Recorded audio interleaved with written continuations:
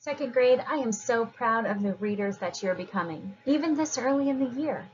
You are second grade readers who read for 20 minutes. You're a second grade reader who works hard on your reading. And you are a second grade reader that can ask who, what, and where questions about your reading. I want you to think about yourself as a reader, and I want you to decide which one of those you connect with most. And then on the next Nearpod slide, I want you to say, I am a second grade reader who, and finish that statement. I am a second grade reader who reads for 20 minutes. You might say, I am a second grade reader who works hard on my reading. Or you might say, I am a second grade reader who can ask who, what, and where questions about my reading. So go to the next Nearpod slide and share with me who you are as a second grade reader.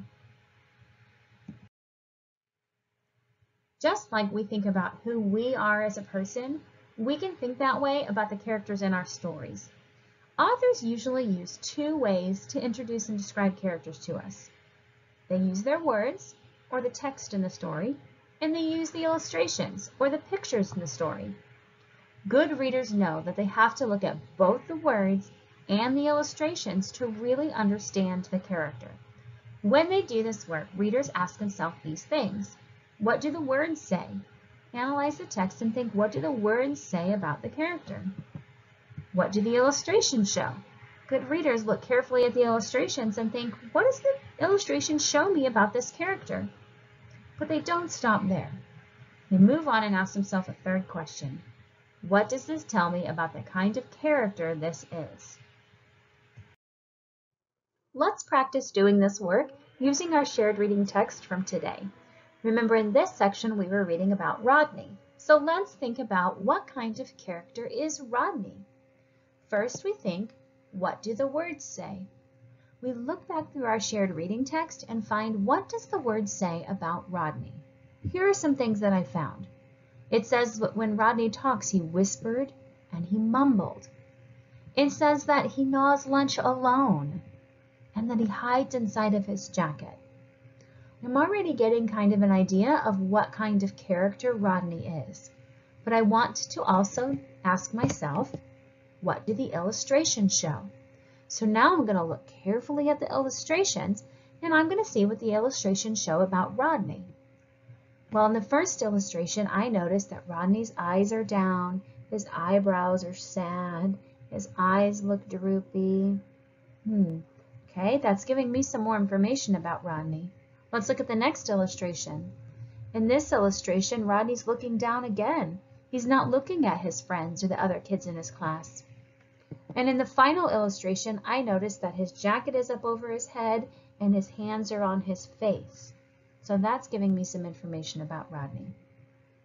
So now that I've thought, what do the words say and what do the illustrations show, it's time for me to ask myself, what does this tell me about the kind of character Rodney is?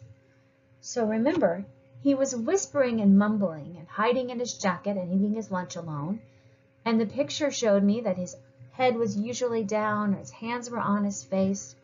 So that tells me that Rodney is a character who is timid. Timid means to be shy or afraid around other people. So I wrote that on a sticky note. Rodney is a character who is timid. Now it's your turn to try.